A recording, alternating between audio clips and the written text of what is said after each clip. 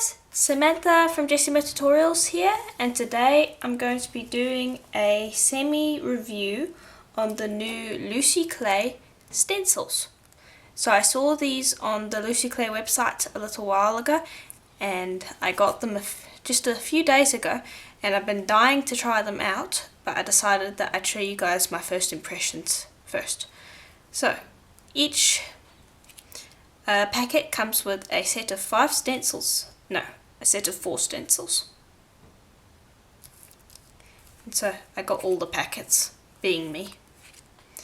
So you can see they have quite a few designs. And what I really like about it is that these designs are quite geometric, but the stencils themselves are really small, so you get a lot of detail in the stencils. So I'll just open up a packet and show you what I mean by that. Okay, and here they are. So I'll just pop them out. And so they aren't silk screens. Oh wait, they do come in a package of 5. Cool. Thought it was a package of 4.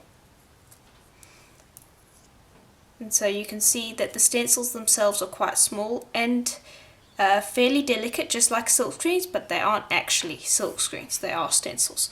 But the first thing that I notice with them is the fact that unlike normal stencils, these are fairly flexible.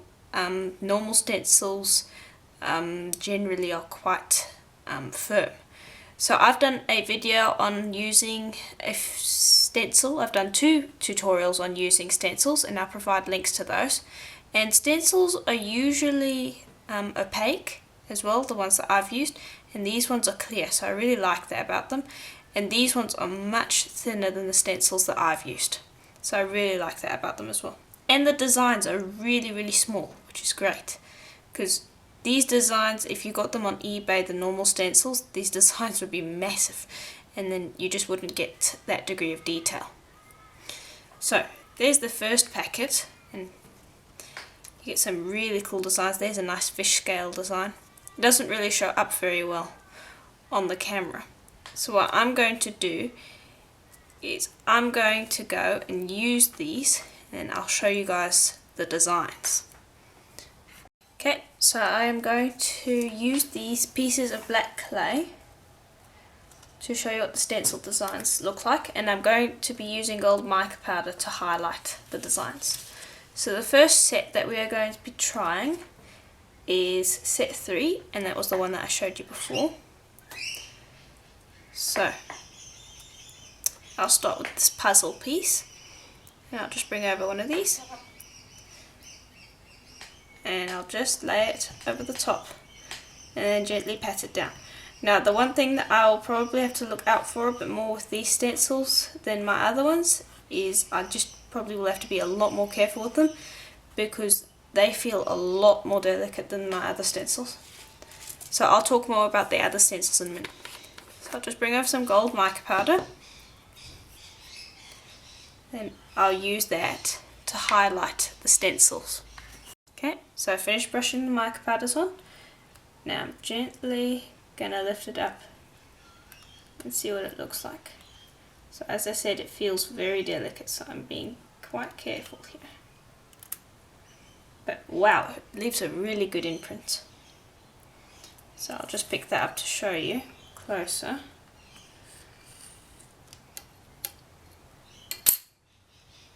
So it leaves a really crisp outside. And that's quite small. I mean, that's probably the largest pendant I'd make. But I got a lot out of that, so that's really cool. So I'll go and do the other ones over here, and I'll show you what they look like too. So I've done all of the stencil impressions, and so I'll just bring each set over individually. So here is set 1. Just bring those out for you to see. And this is set 1.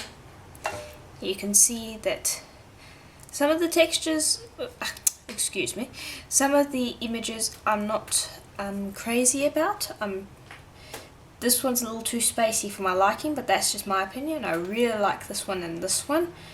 And overall I really like how clean these impressions come out. So if you look at that, you can see how nice and clean that image is.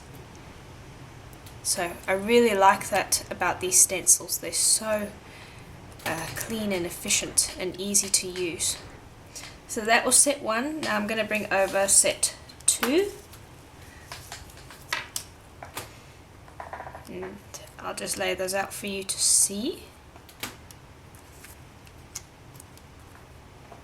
And again, some of them I like better than others. I really like these two. This one I also kind of like. I'm not sure about these two. But again, really lovely clean patterns. The patterns are nice and condensed so you can get a lot out of a very small space. So this is basically how large my bead would be. But you can see that you've got a lot of pattern inside here. So it's not like those eBay stencils where the patterns are absolutely massive.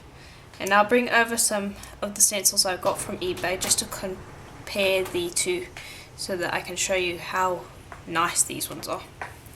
So here's set 3, and again really nice designs. This one's one of my more favourite ones. I kind of like all the designs in this one. And now we will move on to set 4. I can just get that up. And I'll just lay this out for you.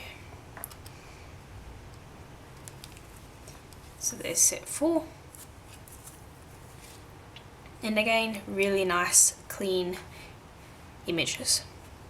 So I've just done it really simple with just a quick layer of mica powder, but I'll be doing tutorials using these stencils later on, doing some more cool effects like maybe some faux dichroic or lamp work or something like that, and show some cool surface effects with them. So this is just me showing you what the images look like and how nice and clean they come out, but we'll definitely be doing some projects with them later on.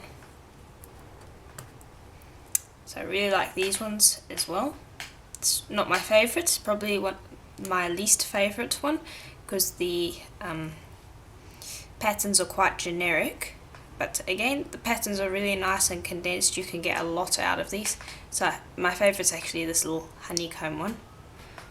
So that was set 5. Now we move on to set 6, which has to be my favourite of all of them because of these really cool spider web like patterns. I really like that one as well. So this is the one that I like the best. So that's set 6. And this one's my favourite because I can see some ideas already. Like over here you could take a pendant out of this one and do some cool stuff on the clay in the middle over there. So that one I can see a really cool pendant coming out of it. I can see some nice faux wood coming out of that one. So really like this stencil set. It's my favourite one. So overall I really like these stencils. They're a lot better than the ones that I've got from eBay. So I'll bring over some eBay ones for you to see. So we'll use that honeycomb one as an example. So here's the one with Lucy Clay's stencil, and you can see that we got a lot of detail in there. Now here's the one that I got from eBay. So you can see it's not quite the same pattern, but it's very similar. But you can see how much larger these holes are, and so you won't be able to get as much detail out of it. So that's definitely something that I like about these stencils. That's the reason I like them the most. So I'll bring over some other eBay stencils to show you, and you can just see how large these patterns are, because they're actually kind of used for cake decorating and things like that. So you can see these patterns are really big, and so they don't work as well. So that's something I really like about these stencils. They have much more more compact designs, so that means that I can do a lot more with them. So my overall opinion on these is to get a set, see if you like them, and then get the whole bunch, because they're really not too expensive. They're really good for the amount of money that you're going to pay for them. They've got great value to them, so I'm really happy that I bought them. So I do hope that this tutorial was helpful to you, and if it was, please do check out the links below, as there'll be links to more tutorials like this one. And if it was helpful to you, please let me know, as that's always encouraging. And please do visit my website jessamatutorials.com. I have lots of tutorials and articles and a place where you can send in pictures over there, so please do check that out, as I'm sure that you will find that helpful. And as always, I hope to see you in the next tutorial. Bye for now.